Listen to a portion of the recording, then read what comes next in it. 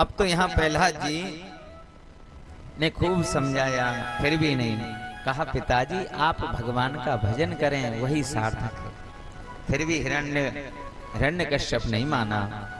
अब तो कहा कि ये बता, उसने सारे प्रयास कर लिए प्रहलाद जी को मारने के, फिर भी पहले उबलते हुए कढ़ाव में गिराया, फिर भी कुछ नहीं हुआ प्रहलाद जी का। फिर अपनी बहन को भेजा कि जाओ इसको आगे में बैठ जाओ, होलिका को। जब से ही होलिका माता तो जो होली का जो त्योहार है ना वो चालू हुआ है उसी समय से। अच्छा एक बात ध्यान रखना, जो रंग गुलाल से खेलते हैं, गुलाल से खेलते हैं, वो तो भगवान प्रहलाद जी वाले लोग, भक्त वाले। और जो उससे खेलते हैं ना कीचड़ से, हैं जो कीचड़ से होते हैं वो राक्षस प्रवृत्ति के होते हैं। प्रेम से बोलना पड़ेगा। हाँ तो अब ध्यान रखना ये कि कहीं कोई नाली में गिरा देता है, कहीं कुछ कर देता है, कहीं राख से खेलता है, तो वो पहले उसके हिरण्यकश्यप के परिवार के लोग रहते हैं। वो प्रेम से बोलना पड़ेगा।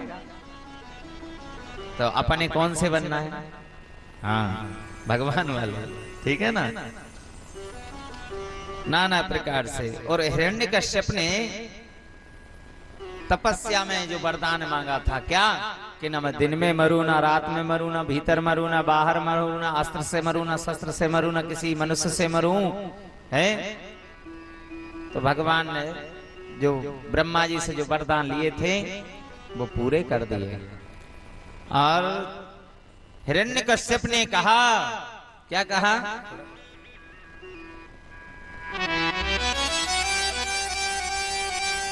हिरण्यकश्यप ने कहा बता तेरा भगवान कहाँ है, बता तेरा भगवान कहाँ है। प्रहलाद जी ने कहा अरे कहाँ नहीं है मेरा भगवान। तो हिरण्यकश्यप ने कहा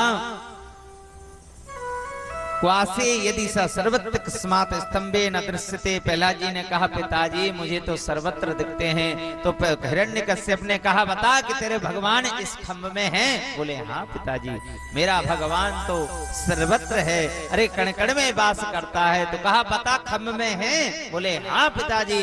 और जैसे हिरण्यकश्यप ने एक गदा उठाई और जो प्रहार किया खम्भ में, उसमें से भगवान नरसिंह प्रकट हो गए। बोले नरसिंह भगवान की जय हो।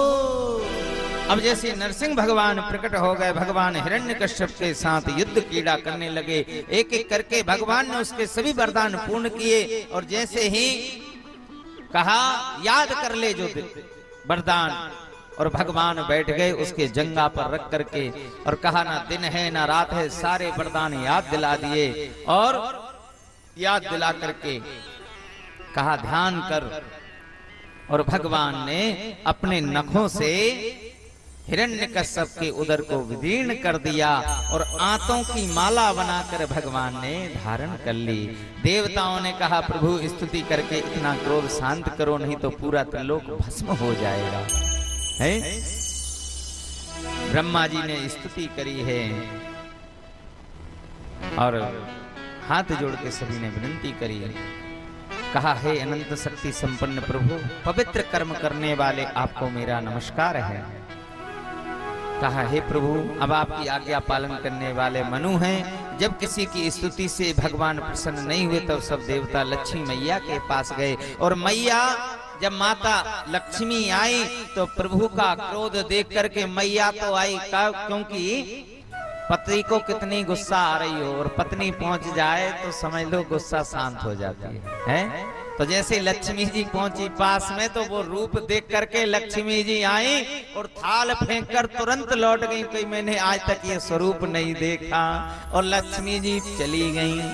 अब तो यहाँ पर जैसे लक्ष्मी जी का कि भगवान का ये रूप देख करके माँ जगत जननी स्वयं भगवती लक्ष्मी चली गई, तो इनकी गुस्सा को क्रोध को कौन शांत करेगा। तो भक्त को बुलाया, प्रहलाद जी आए और प्रहलाद जी ने जैसे प्रणाम किया तो भगवान ने तुरंत उसको उठा करके गोद में बिठाया। और जैसे एक गाय अपने बछड़े को चाटती है, इस तरह से भगवान प्रहलाद जी को चाटना प्रारंभ कर दिया। अब तो सभी देवता देवते देखते रह गए। कहा हे प्रभु, ब्रह्मा आदि देवगण मुनि सिद्धिन की मति तो सत्गुण युक्त होती है।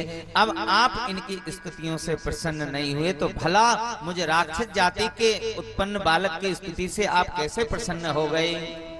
ऐसे नाना प्रकार से प्रहलाद जी ने स्तुति की है। किंतु कहा हे प्रभु, मैं भी जानता हूँ धन कुलीनता रूप तपस्या विद्या ओज तेज प्रभाव बल आदि ये आपसे संतुष्ट नहीं होते। कहा आप सिर्फ भक्ति से ही प्रसन्न होते हैं।